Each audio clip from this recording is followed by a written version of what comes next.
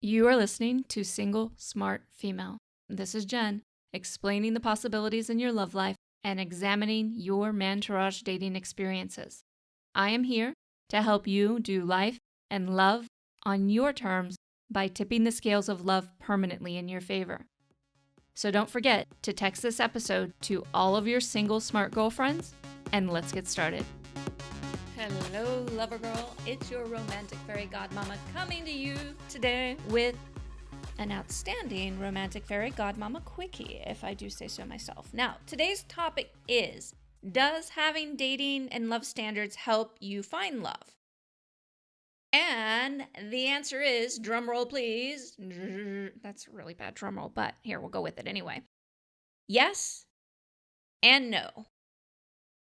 What do you mean, Jen? Okay, what do I mean? So, yes, number one, you must have good standards if you want an incredible love life. Absolutely, 100%. My women who have no specifically boundaries, which goes into standards, have crappy love lives. They're the ones that'll have these magical moments, and then men will walk right over them time and time again. Why? Because they have no boundaries, and which leads into having poor standards. So a lot of them are just working off the whole chemistry thing.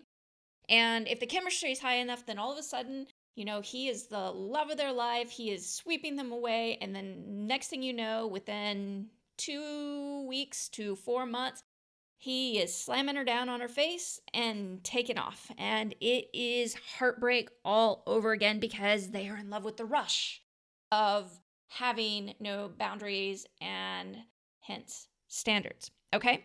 So this makes you a doormat.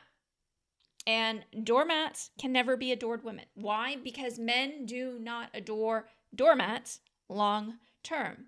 They like them momentarily. They're fun momentarily. So it's really, really important. That's why I spend a really good amount of time when I work with women, making sure her boundaries and then standards are in the right place. Now, why? Because you can also cock block yourself by being too specific in your standards. Okay? Like, I need a man who has blue eyes and he is 6'10" and he has this perfect build and completely hairless chest with his nipples centered in the right way. I mean, just this ridiculous list of qualifications in order for her to be interested in. And it's just way too specific. It's not about character. It's not about how she feels when she's with them. It's about these specific attributes that she considers standards.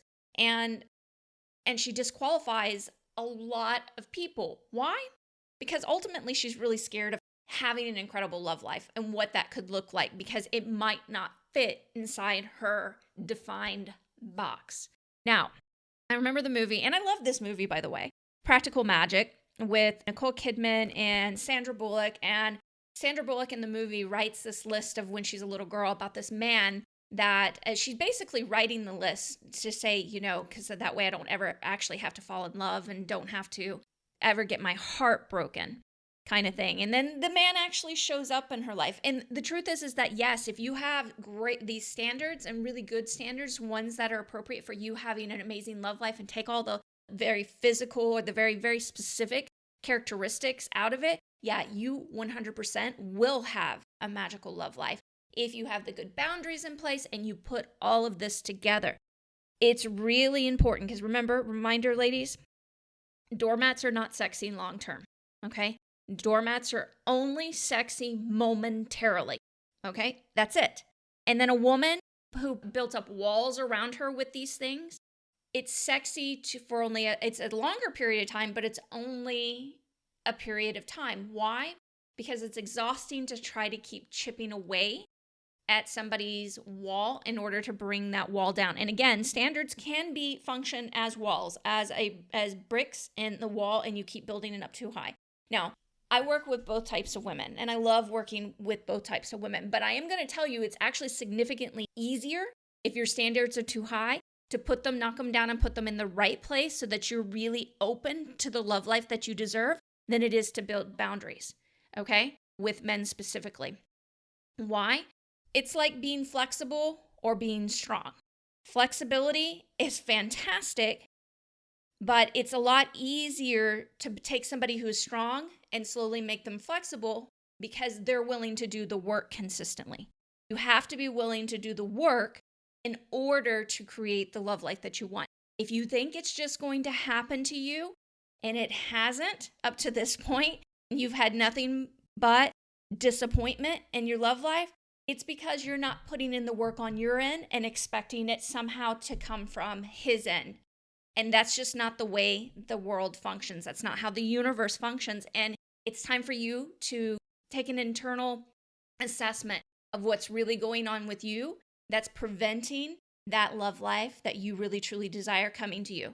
So remember, you want to learn how to mantourage date the right way? Come to me at mantouragedating.com. That's man, M-A-N, Tourage, Tourage, dating.com. I have a free 3-day class for you. See you there. Hey, Lover Girl. Thanks for joining me today and texting this episode to all of your single smart girlfriends. If you have a question that you'd like to submit for on-air consideration or want to learn more about working with me, then meet me over at singlesmartfemale.com. See you there.